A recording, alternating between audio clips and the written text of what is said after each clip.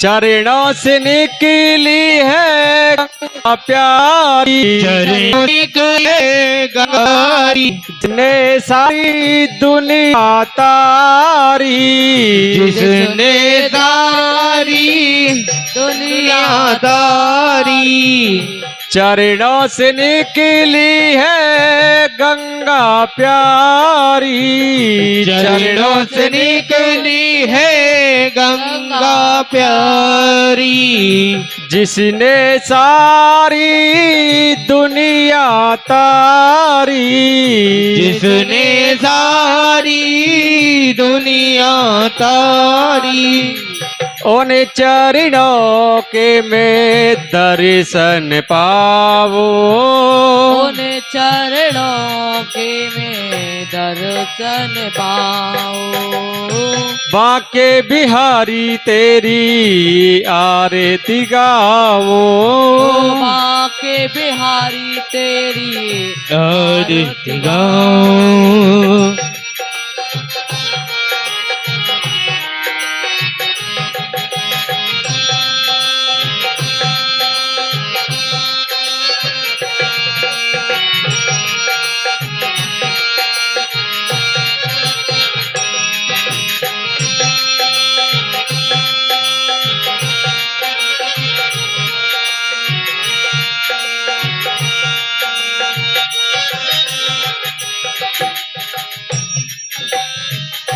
दासी अनाथ के नाथ आपे हो, दासी अनाथ के नाथ आपे हो, सुख दुख जीवन साथ आपे हो, सुख दुख जीवन साथ आपे हो। दासे अनाथ के नाथ आपे हो, दासे अनाथ के नाथ आपे हो, सुख दुख जीवन साथ आपे हो, सुख दुख जीवन साथ आपे हो। उन चरणों में शीश झुकाओ, उन चरणों में शीश झुकाओ। बांके बिहारी तेरी आरती गाओ, हे गिरधारी तेरी आरती गाओ, हे गिरधारी तेरी आरती गाओ।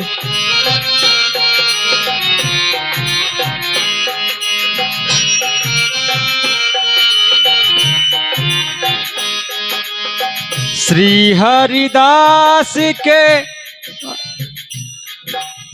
श्री हरिदास के प्यारे तुम्हें हो, श्री हरिदास के प्यारे तुम्हें हो, श्री हरिदास के प्यारे तुम्हें हो, श्री हरिदास के प्यारे तुम्हें हो। मेरे मोहनो जीवन धन हो, मेरे मोहन जीवन धन हो। प्यारी छवि को मन में बसाओ, ओ प्यारी छवि को मन में बसाओ। गिरधारी तेरी आरती गाओ, ओ हे गिरधारी तेरी आरती गाओ। राशि बिहारी तेरी आरती गाओ, रास बिहारी तेरी आरती गाओ। गिरधारी तेरी आरती गाओ, हे गिरधारी तेरी आरती गाओ। हरिपुरी गारम करनाम सारम, संसार सारम भजतेन्द्र हारम, सदा वसन्तं हृदयारविन्दे भवं भवानी सहितं नमामि। त्वमेव माता च पिता त्वमेव बन्धुसखा त्वमेव विद्याधनं त्वमेव त्वमेव सर्वं मम देव देव। हरे कृष्ण कृष्ण कृष्ण हरे हरे हरे राम राम राम हरे हरे। हरे कृष्णा कृष्ण कृष्ण राधे राधे राधे श्याम राधे श्याम श्याम राम राधे राधे।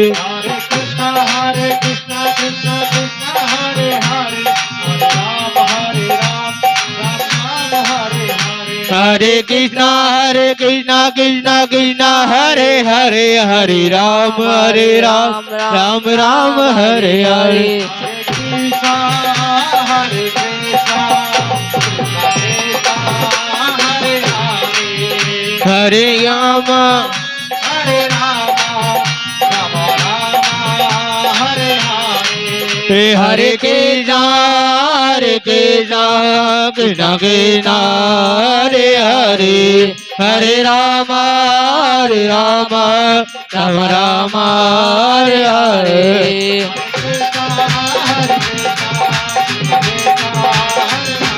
जय हो।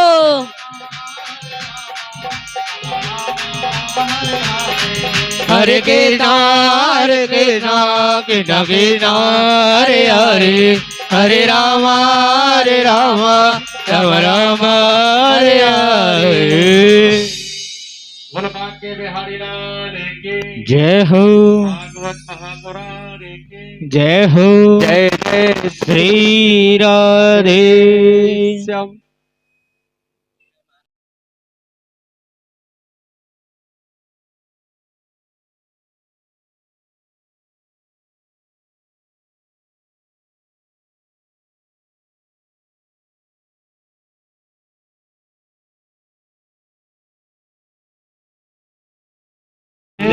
तो भवसागर से पार हो जाते हैं।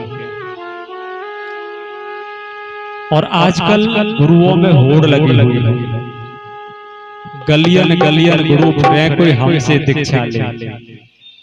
गली गली में गुरु घूम रहे हैं, गलियन गलियन गुरु फिरे कोई हमसे दीक्षा ले। भरो हो जा भरो पर धोती रुपया। गुरुजी कहते हैं कि चाहे तू कुछ भी कर, मुझे धोती और रुपया चाहिए। और चेला भी ऐसे है,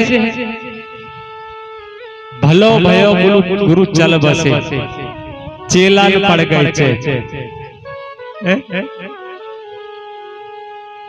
वर्ष भर में आवते धोती रुपया ले। तो चेला भी ऐसे और गुरु भी ऐसे।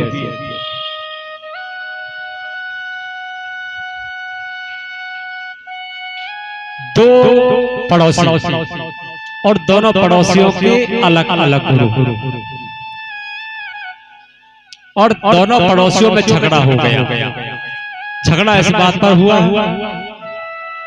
कि मेरे गुरु बड़े हैं, पड़ोसी कहता है मेरे गुरु बड़े।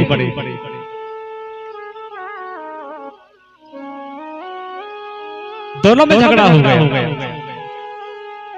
एक दिन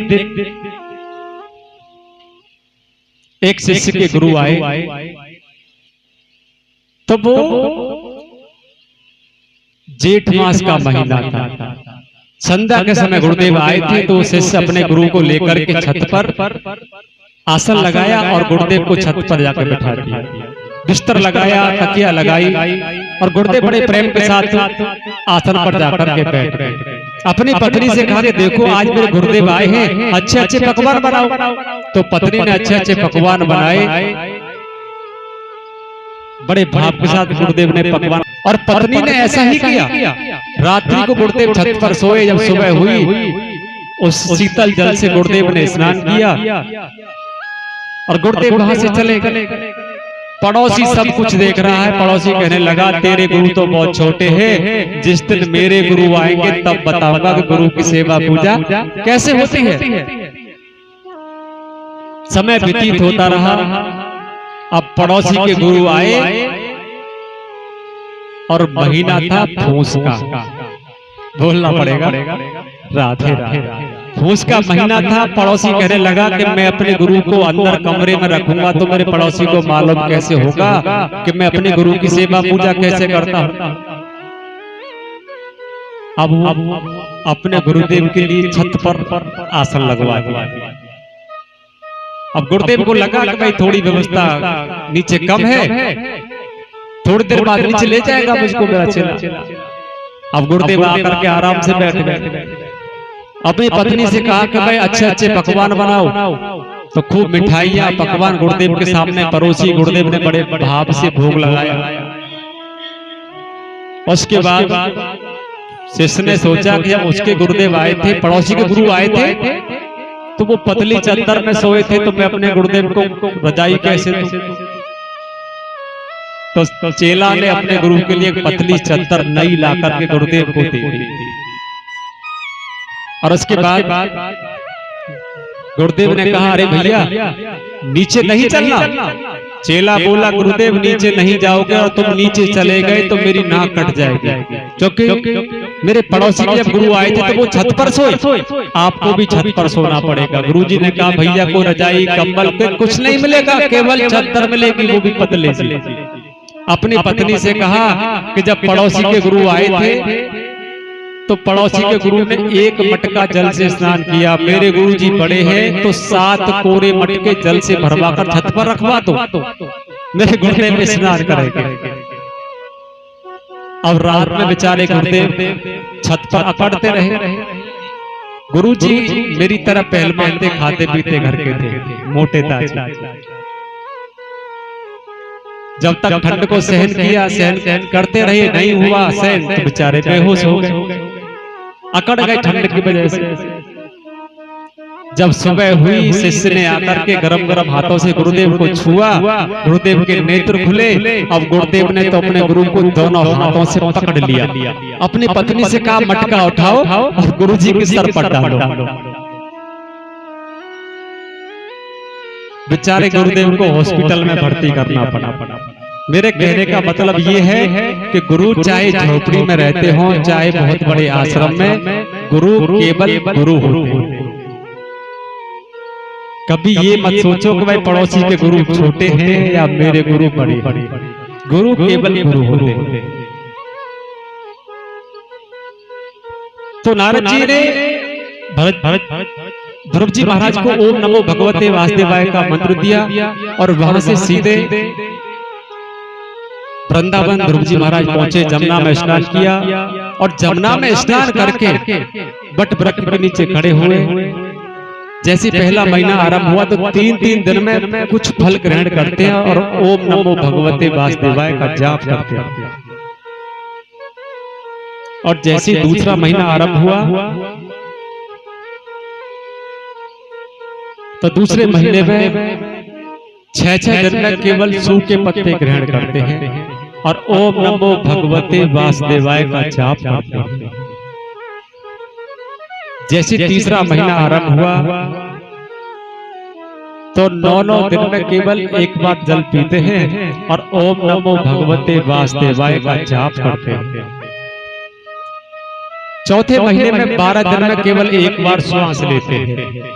और जैसे ही 5वां महीना आरंभ हुआ, ध्रुव जी महाराज अपने पैर के अंगूठे पर खड़े होकर के प्राण वायु को अवरुद्ध कर दिया, रोक लिया। जैसे ध्रुव जी ने अपनी प्राण वायु को रोका, संसार की प्राण वायु रोक गई। त्राही त्राही मचने लगी। सभी देवता नारायण भगवान के पास पहुंचे और नारायण भगवान से कहा कि प्रभु संसार में प्रलय हो जाएगी। अब नारायण भगवान ध्रुव जी महाराज के पास आए और आकर के भगवान ने भक्त ध्रुव की 7 परिक्रमा लगाई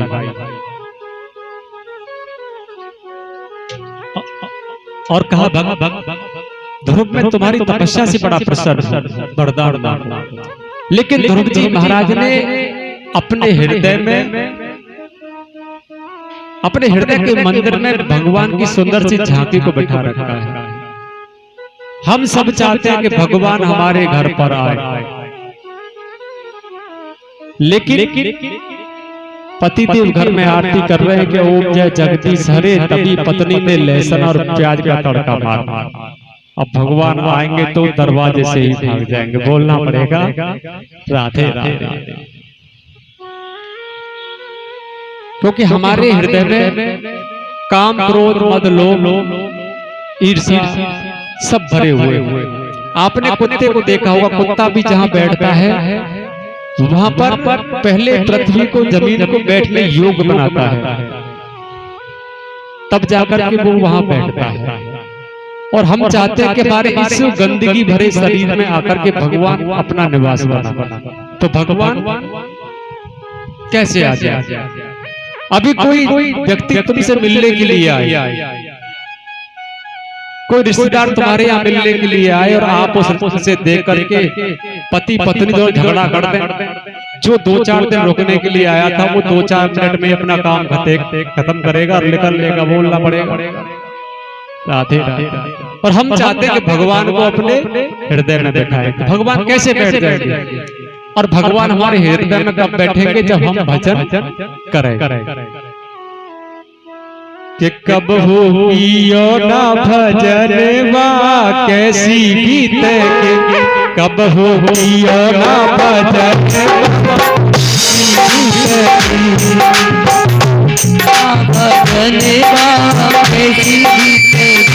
कब हो पियो ना भजनवा कैसी बीतेगी, कब हो पियो ना भजनवा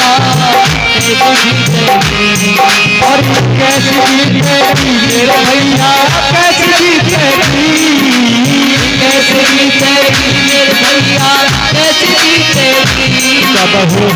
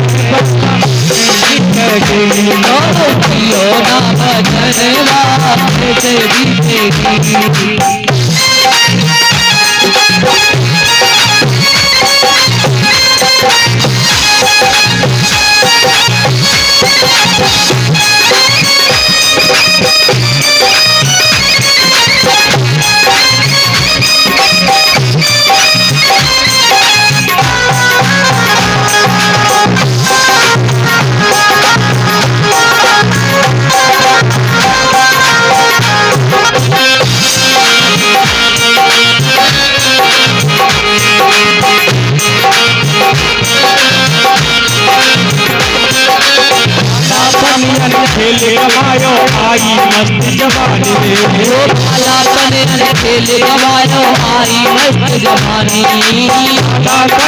खेले गवायो आई मस्त जवानी, खेले गवायो आई मस्त जवानी, हरी सलाई दूल्हा बनो जवानी, हरी सलाई दूल्हा बनो जवानी, हरी सलाई ओ हाथ लगाने करी जलाई दूल्हा बनो जवानी,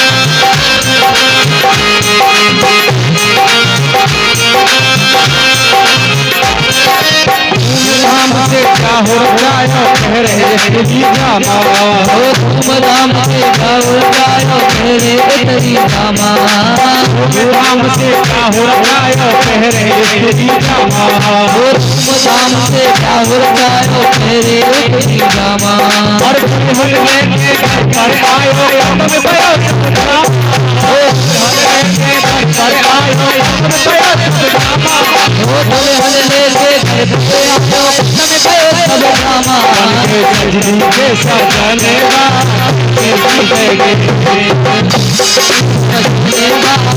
तेरी बेगे बाबू यो बाबा जनेवा कैसी दिखेगी वो दिखेगी मेरे भैया कैसी दिखेगी कैसी दिखेगी मेरे भैया कैसी दिखेगी गाओ यो ना बजनेवा यो ना बजनेवा कर भैया दस दिन भये दीवाने कर भैया दस दिन भये दीवाने भैया दस दिन भये दीवाने बालक से हम बाप बने बाबा लगे कहाने बालक से हम बाप बने फिर बाबा लगे कहाने बालक से हम बालक से हम बाप बने फिर बाबा अब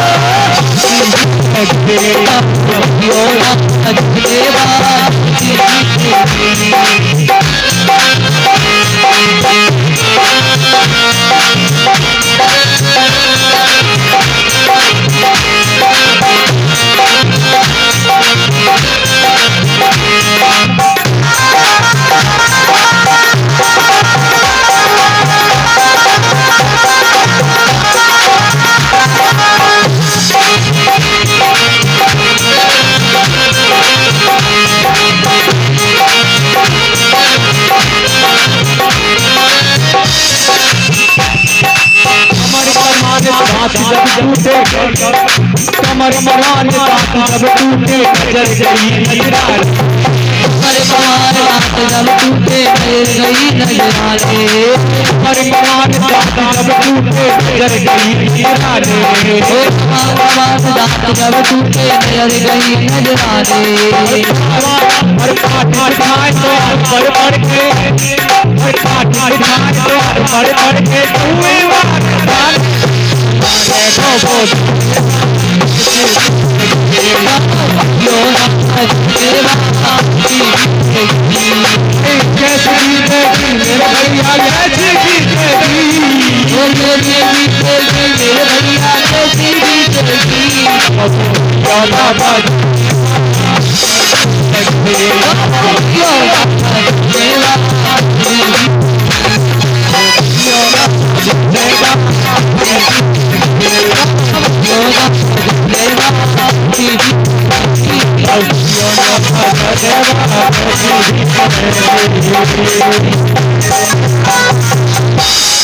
बोलो बाबा बिहारी लाल की जय जय श्री राधे श्याम। पता नहीं आप लोग कहाँ चले जाते हो, शरीर तो बैठा रहता है पांडाल में और आप लोग कहीं घूमने चले जाते हैं। बोलो भागवत महापुराण की जय जय श्री राधे श्याम। तो हमें अपने हृदय को साफ रखेंगे तभी भी भगवान हमारे हृदय में आएंगे। नहीं तो भैया बुढ़ापे में दरवाजे पर पड़े रहेंगे और परिवार वाले कहेंगे कि पता नहीं बुड्ढा कब सिलते बोलना पड़ेगा राधे राधे।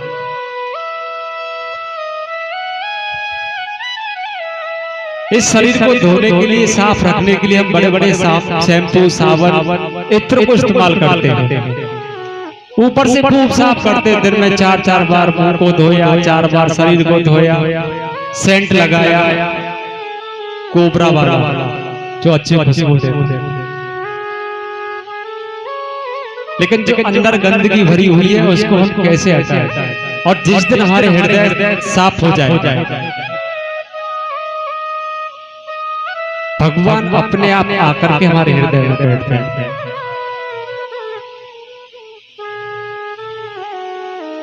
भगवान के पास कभी भी यदि प्राप्त करना है तो भगवान के सामने दिखावा मत करो। भगवान दिखावे से बिल्कुल भी प्रसन्न नहीं होते। और ऐसे कई लोग हैं, कई माता बहन हैं,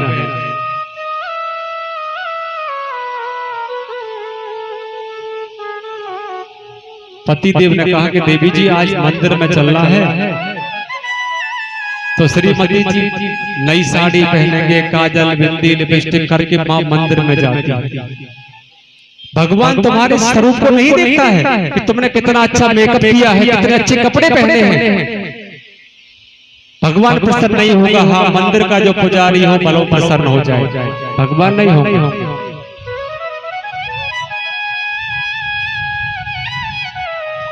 कुब्जा 3 जगह से टेढ़ी थी, भगवान कुब्जा पर नहीं जगह। सबरी भगवान को हृदय से प्रेम करती थी, तो झूठे मीर जाकर के भगवान राम ने खाए। भगवान ये नहीं देखते कि तू कितना सुंदर है, भगवान देखते हैं कि तेरा हृदय कितना सुंदर है।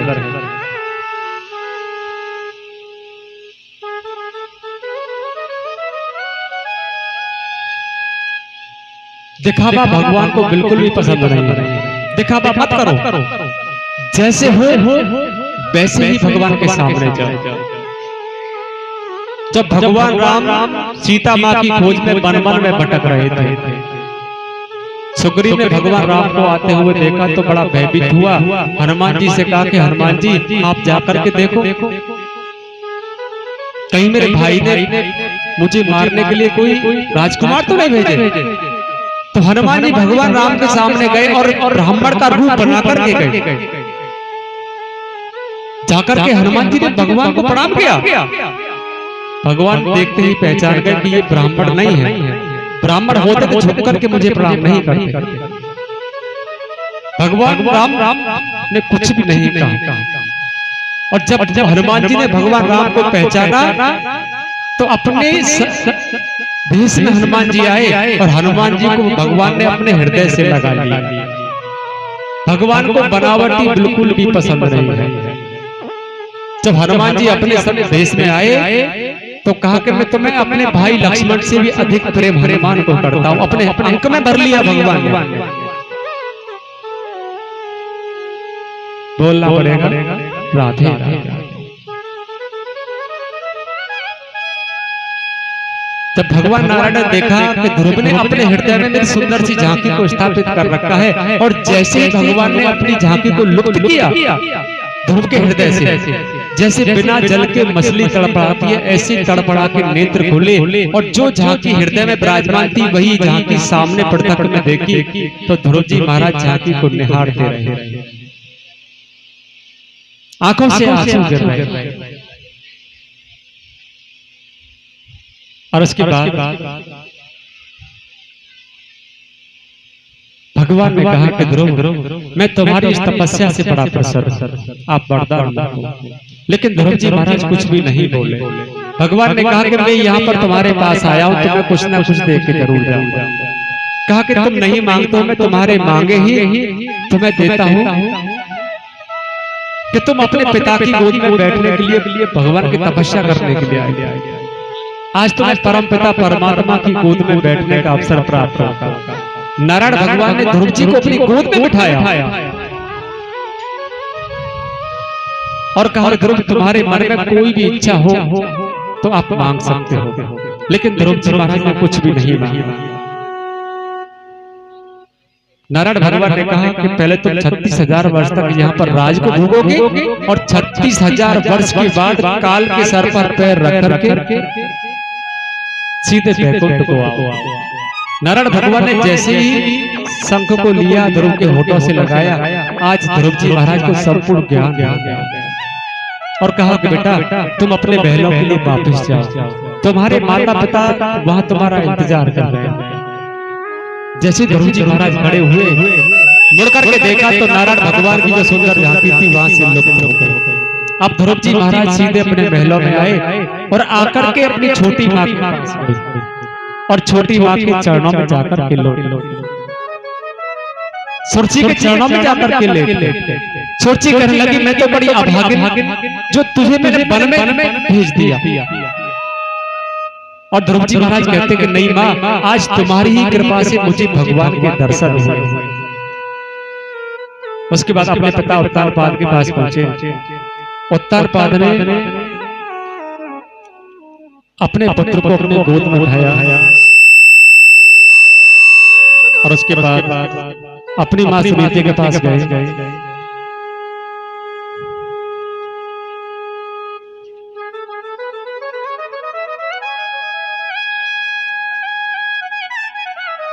एक बार ध्रुव जी महाराज के जो छोटे भाई उत्तम हैं, वो यक्षों के पास पहुंचे और यक्षों के पास जाकर के यक्षों से युद्ध करने लगे और यक्षों ने उत्तम का वध कर दिया।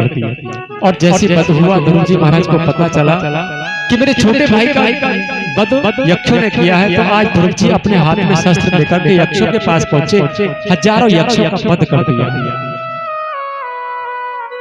वहीं पर नारद जी आए और नारद जी ने कहा कि भले ही तुमने भगवान के दर्शन कर लिए हैं, लेकिन अभी तक सत्संग नहीं किया। बिन सत्संग विवेक न होय, राम कृपा बिन सुलभ न सोय। उसी दिन से ध्रुव जी महाराज संतों की सेवा में लगे, अपने राज को भी संभालते हैं और संतों की सेवा में लगे हुए। 36,000 वर्ष तक यहाँ पर राज को भोगा। उसके बाद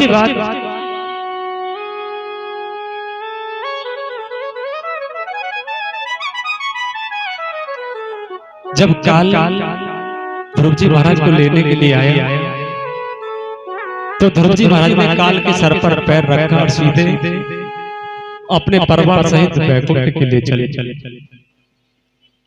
ध्रुव जी महाराज के पुत्र हुए उत्कल और उत्कल के पुत्र हुए बेन। बेन बहुत बड़ा पापी था, संत ब्राह्मण गायों का वध करता था, तो संतों के श्राप से बेन की मृत्यु हुई। जब बेन के शरीर को मथा गया तो पृथ्वी जी महाराज का अवतार, जिनकी पत्नी अर्ची हुई, स्वयं लक्ष्मी जी अर्ची बनकर के, और इसी वंश में हुए ऋषभदेव जी महाराज और ऋषभदेव जी के पुत्र हुए भरत जी। चक्रवर्ती राजा है और चक्रवर्ती होने के बाद में उनके मन में बैराग हो गया कि मैं अपना राजपाट त्याग करके भगवान का भजन करने के लिए जाऊं। राजपाट छोड़कर के गंडकी नदी के किनारे एक सुंदर सी कुटिया बनाई और बड़े प्रेम के साथ 24 घंटे तक भगवान का भजन करते हैं। और इसके बाद एक दिन भरत जी महाराज नदी में खड़े होकर के तपस्या कर रहे थे। वहीं पर एक हिरणी जल पीने के लिए आई और उसी समय जब शेर की गर्जना हुई तो हिरणी के कानों में जब शेर की आवाज पहुंची तो हिरणी भयभीत हुई। हिरणी ने छलांग लगाई और दूसरे किनारे पर जाकर के हिरणी कूद। हिरणी गर्भवती थी और हिरणी का जो शिशु जो बालक था वो सरोवर में गिर पड़ा। हिरणी दूसरे किनारे पर जाकर के अपने प्राणों को त्याग दिया और वहीं पर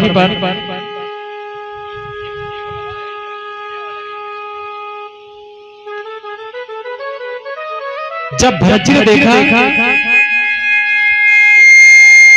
कि हिरणी ने अपने प्राणों को त्याग दिया है और ये छोटा शिशु है, छोटा बालक है, ये जल सरोवर में है, इसकी मृत्यु हो जाए। तो भरत जी महाराज अंदर सरोवर में गए और जाकर के हिरण के बच्चे को बाहर निकाला। जो भरत जी महाराज वो ममता को छोड़कर के आए थे, आज उन्हें प्रेम हुआ और वो भी हिरण के बच्चे से हो गया।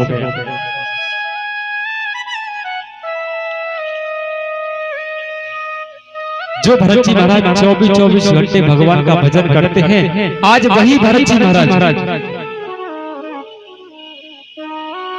उस हिरण के बच्चे से मोह हुआ, उसके लिए हरी हरी घास खाते हैं, रोटी खिलाते हैं, पानी पिलाते हैं, एक क्षण के लिए भी उसे अपनी आंखों से ओझल नहीं होने देते। एक बार कुछ हिरणों का झुंड आया और हिरण के बच्चे ने उस हिरणों के झुंड को देखा तो दौड़कर उस झुंड में मिल गया और झुंड के साथ बड़ा दूर निकल गया। जब भरत जी ने आश्रम में चारों तरफ देखा, कुटिया के चारों तरफ देखा, कहीं भी हिरण का बच्चा दिखाई नहीं पड़ा। जंगल में खोजने के लिए गया, रास्ते में ठोकर लगी और भरत जी महाराज की मृत्यु हो गई। और शास्त्रों में ऐसा लिखा है कि अंत गति जैसी गति, अंत समय हम जिसको याद करते हैं ना, हमें उसी योनि में जाना पड़ता है। जब भरत जी का अंत समय आया, मृत्यु नजदीक आई, तो उन्हें हिरण के बच्चे की याद आई। भगवान ने कहा कि तूने अंत समय में हिरण के बच्चे को याद किया, जा तू हिरण की योनि में पहुंच जा। और भरत जी महाराज अगला जन्म हुआ पशु योनि में हुआ, हिरण्य के गर्भ से हुआ। लेकिन भरत जी महाराज पशु योनि में होने के बाद भी उन्हें याद है कि मैं पहले एक चक्रवर्ती राजा था और मोह माया को त्याग करके मैं भगवान का भजन करने के लिए आया और मुझे प्रेम हिरण के बच्चे से हो गया। और इसीलिए भगवान ने मुझे इस पशु योनि में भेज दिया।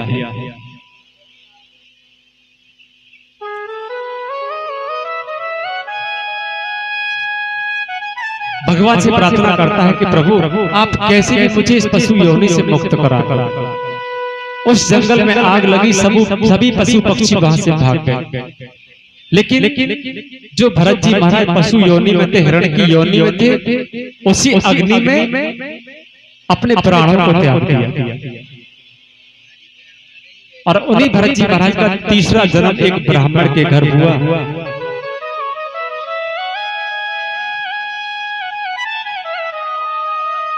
और फिर से उनका नाम भरत है।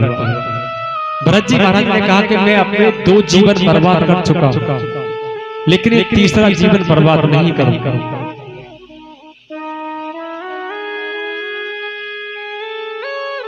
अब की बार मैं भगवान का खूब भजन करूंगा।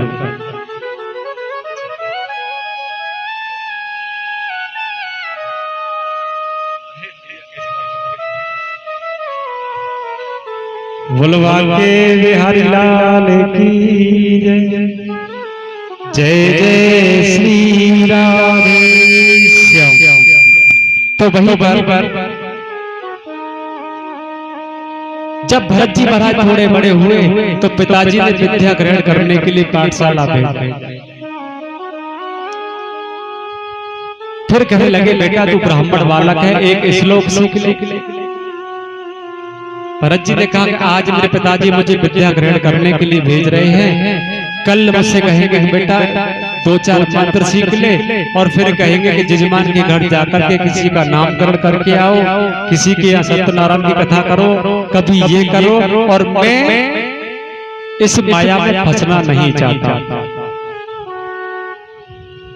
तो भरत जी महाराज पागलों की भांति रहते हैं। परिवार वालों ने कहा कि अरे तो जड़ है, मूर्ख है, घर से बाहर निकाल दिया।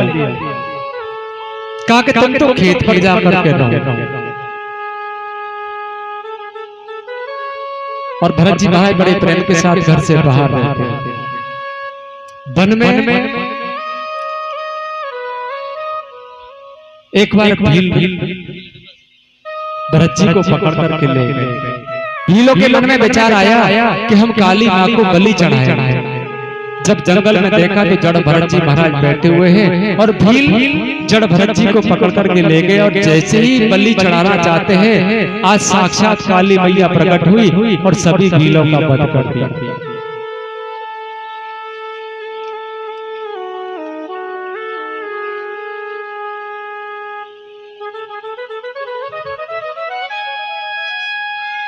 और उसके बाद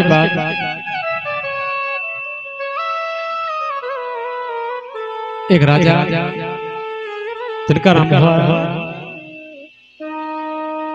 सब वो सत्संग करने के लिए पालकी पर सवार हुए और सवार होकर के बड़े प्रेम के साथ जा हजारों सैनिक आगे पीछे चल रहे हैं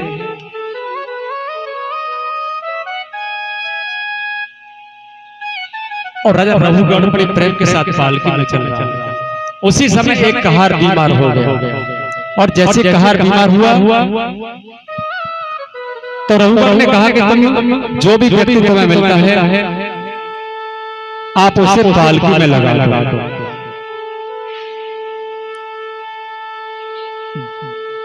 जब सैनिकों ने खोजा तो वहां भरत जी महाराज बैठ के भगवान का भजन कर रहे थे और सैनिक जड़ भरत जी को लेकर के पालकी में जाकर के लगा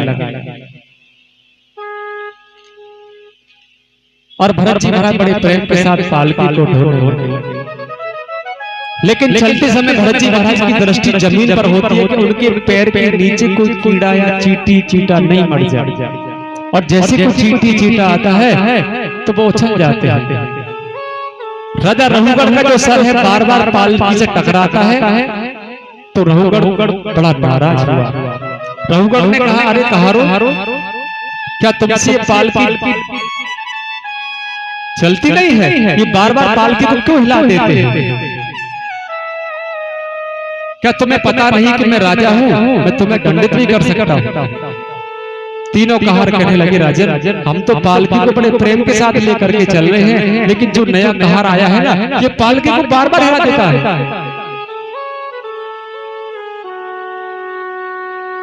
रघुगण ने पालकी को नीचे रखवाया।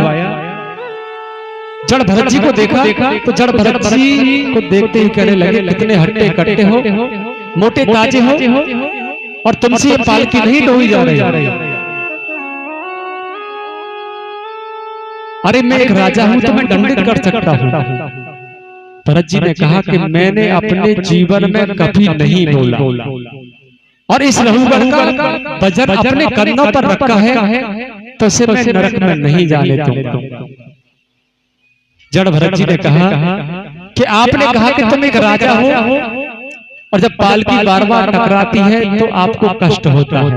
क्या आपने कभी सोचा कि जितना कष्ट तुम्हें होता है उतना ही कष्ट चींटी को भी होता है, हाथी को भी होता है, लेकिन तुम अपना कष्ट दिखाई दे रहा है, सामने वाले का कष्ट दिखाई नहीं दे रहा। हम अपने शरीर को मोटा ताजा करने के लिए न जाने कितने जीवों की हत्या कर देते हैं। कभी ये सोचा कि जिन जीवों को हम खा रहे हैं, जिनका वध करते हैं, उनको कितना कष्ट होता होगा। लेकिन हमें अपना शरीर से मतलब है। धड़ाक से मुर्गा की नार को तोड़ के झटके से खा जाते हैं।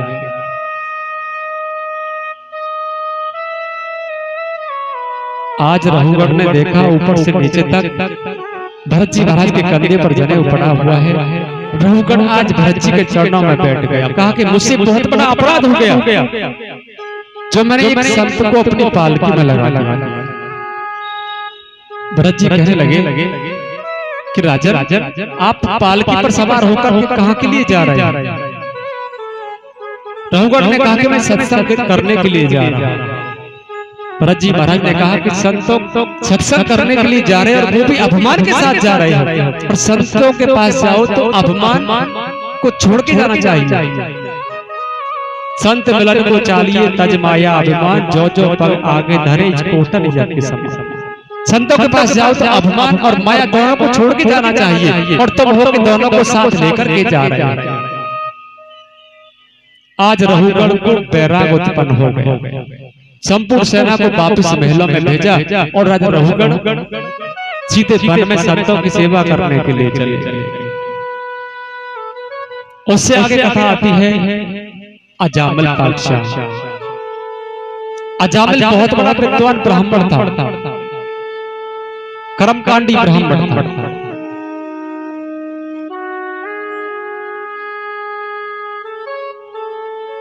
अपनी पूजा के लिए पुष्प लेने वाटिका में पहुंचा तो वहां एक व्यक्ति को वेश्या गमन करते हुए देखा। वेश्या बहुत सुंदर थी, तो अजामिल ब्राह्मण उस वेश्या पर मोहित हो गया और उस वेश्या को अपने साथ अपने घर पर ले आया।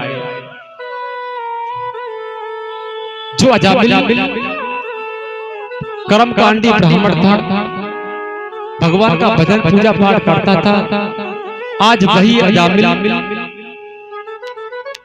चोरी करने लगा, पशु पक्षियों का वध करने लगा, मांस भक्षण करने लगा,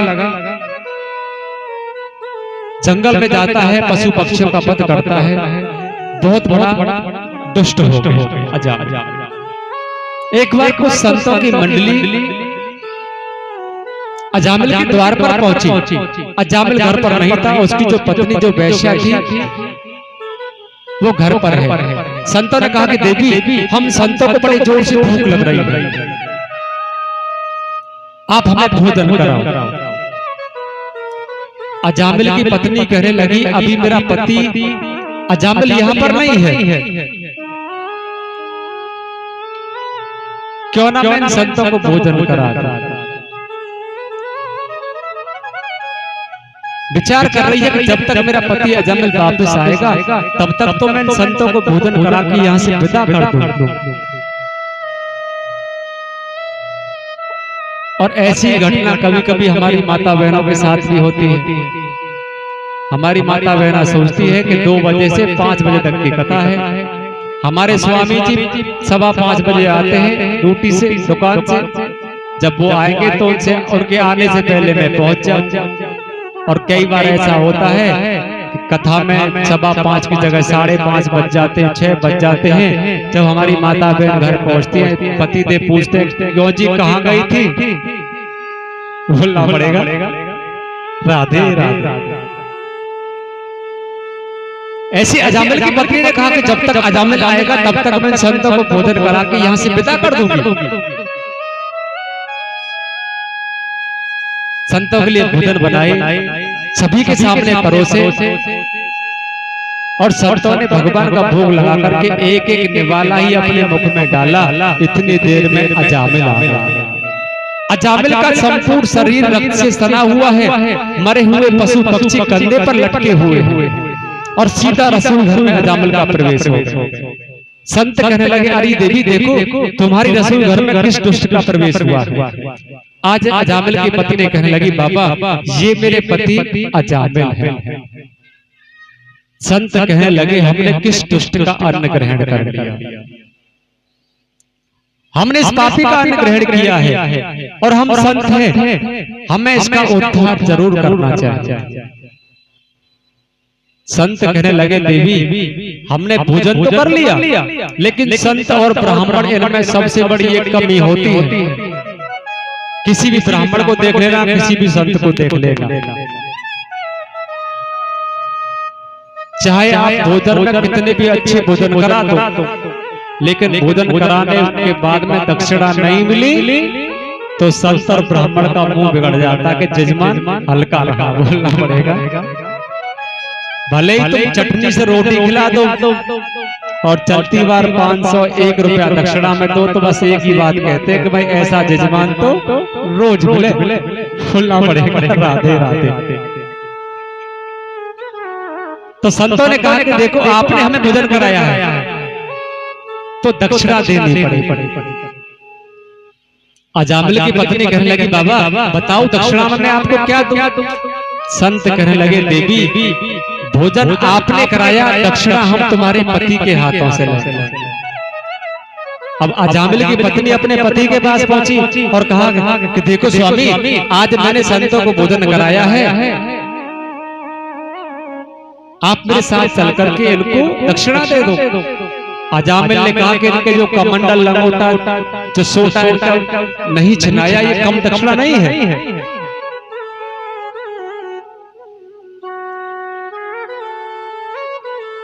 लेकिन पत्नी ने कहा कि नहीं स्वामी, आप मेरे साथ चल करके दक्षिणा दो। चाहे कोई कितना भी बड़ा अपने आप को समझता है, कोई कहे कि मैं राष्ट्रपति हूँ, प्रधानमंत्री हूँ, दरोगा हूँ, एसपी हूँ, थानेदार हूँ, जो भी कुछ हूँ, चोर हूँ, डकैत हूँ, जिसे देख करके सब लोग डरते हैं, वो भी डरता है। पता है किसे? होम मिनिस्टर से। और होम मिनिस्टर बोलते हैं पत्नी के लिए। बाहर सब लोग डरते हैं और वो घर पे आते हैं और 5 मिनट भी कहीं रह गए और पत्नी ने पूछा क्यों जी तुम 5 मिनट कहां पर लेट हो गए?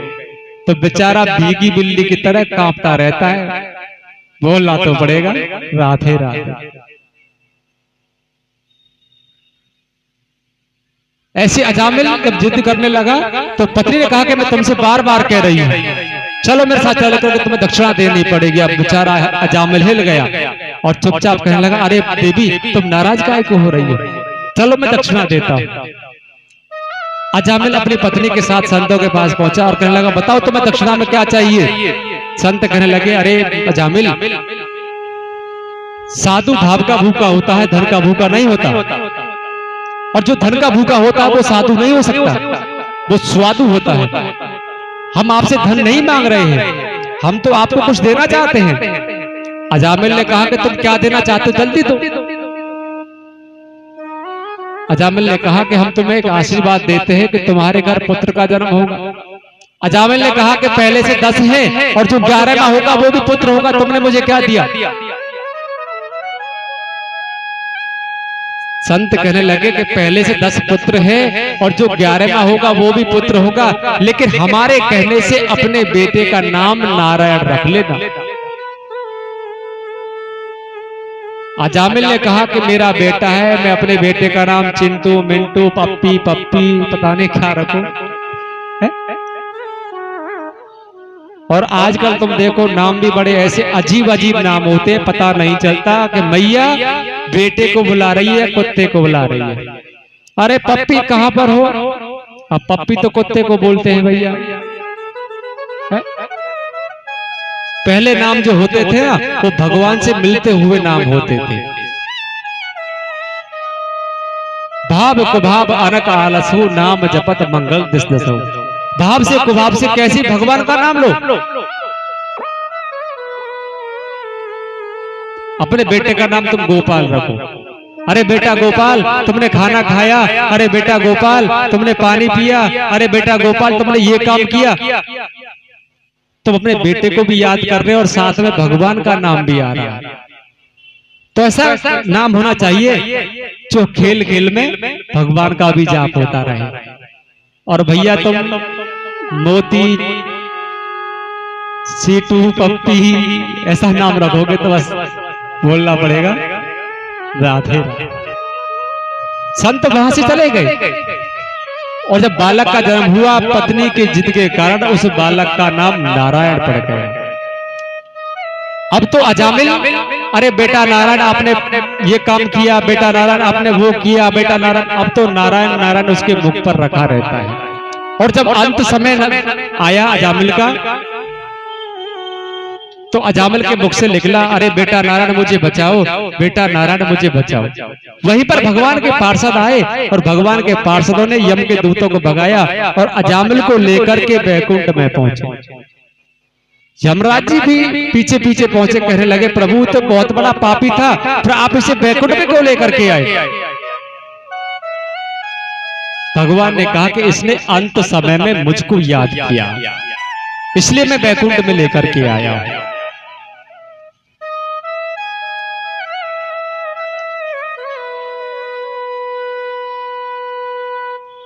यमराज ने कहा कि प्रभु इसने आपको याद नहीं किया था, ये तो अपने बेटे को याद कर रहा था। भगवान ने कहा कि चाहे इसने अपने बेटे को याद किया लेकिन असली नारायण नाम तो मेरा है, इसलिए मैं इसे अपने धाम में लेकर के आया।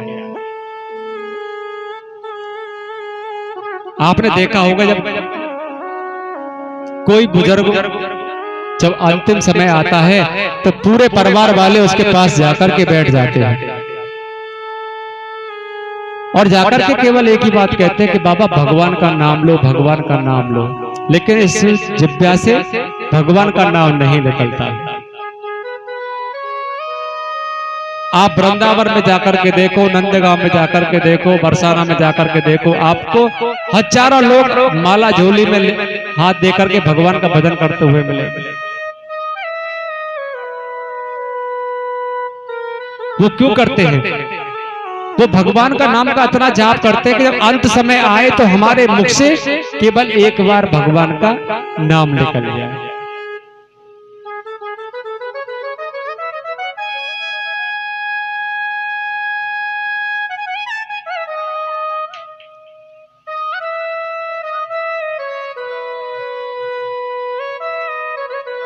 सुखदेव जी महाराज राजा परीक्षित को कथा श्रवण करा रहे हैं।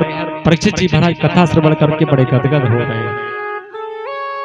सुखदेव जी ने कहा कि राजा परीक्षित, आज तुम्हें तृतीय दिवस हो गया, 3 दिन हो गए, आपने जल पान इत्यादि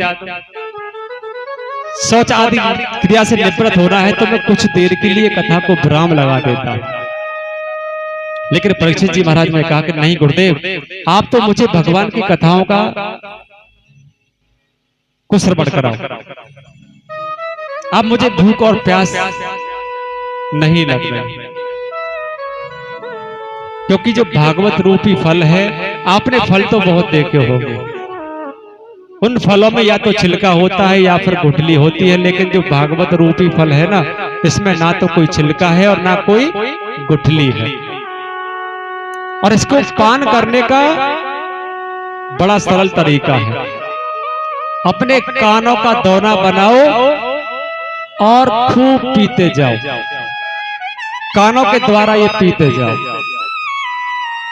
और ऐसा बताते हैं कि जिस फल में तोता अपना मुख मार दे, फल को झूठा कर जाए, या तो तोता उस फल में मुंह मारता हो जो पहले से मीठा हो, या फिर तोते का मुख लगने से फल मीठा हो जाता है।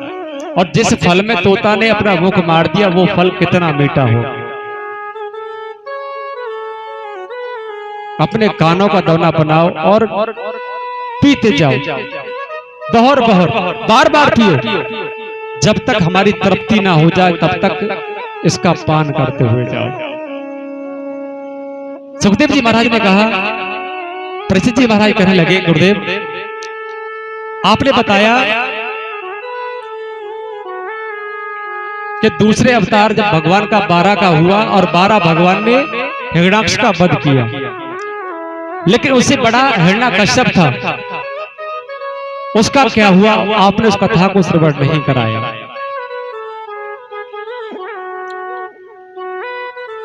तो वहीं पर सुखदेव जी महाराज कहने लगे कि जब हिरण्यकश्यप को यह पता चला कि 12 भगवान ने मेरे छोटे भाई हिरण्याक्ष का वध कर दिया है, तो हिरण्यकश्यप भगवान से द्वेष मानने लगा और भगवान से बैर करता है। वन में तपस्या करने के लिए गया, ब्रह्मा जी से वरदान मांगने के लिए, और घनघोर तपस्या की। जब ब्रह्मा जी प्रसन्न हुए तो केवल एक वरदान मांगा कि नारायण भगवान की मृत्यु मेरे हाथों से हो। ब्रह्मा जी ने कहा कि यह वरदान मैं तुम्हें नहीं दे सकता। तो हिरण्याकश्यप ने कहा कि आप वरदान ये नहीं दे सकते हो, कम से कम ये वरदान दो कि ना दिन में मरूं, ना रात में मरूं, ना ऊपर मरूं, ना नीचे मरूं, ना 12 महीनों में मेरी मृत्यु हो, ना किसी अस्त्र और शस्त्र से मेरी मृत्यु हो, ना नर और पशु से मेरी मृत्यु हो। ब्रह्मा जी ने कहा तथास्तु। पहले तो अमर होने का वरदान मांगा, जब मना किया उसके बाद में बहुत सारे वरदान मांगे, ऐसी कोई भी जगह नहीं छोड़ी जहां मृत्यु का कारण बने। ब्रह्मा जी का तथास्तु। और उसके बाद में हिरण्याकश्यप को लगा अब तो मैं अमर हो गया, ना दिन में मरूंगा, ना रात में मरूंगा, ना बाहर मरूंगा, ना भीतर मरूंगा, ना ऊपर मरूंगा, ना नीचे मरूंगा, ना 12 महीने में मेरी मृत्यु होगी, ना नर से होगी, ना पशु से होगी, ना किसी अस्त्र और शस्त्र से मेरी मृत्यु होगी। समझता है कि मैं तो अमर हो गया। इधर इंद्र देवता ने कयादू का हरण किया, क्योंकि कयादू गर्भवती थी और देवताओं ने विचार किया जब हिरण्यकश्यप इतना बड़ा दैत्य है तो उसका पुत्र कितना बड़ा दैत्य होगा।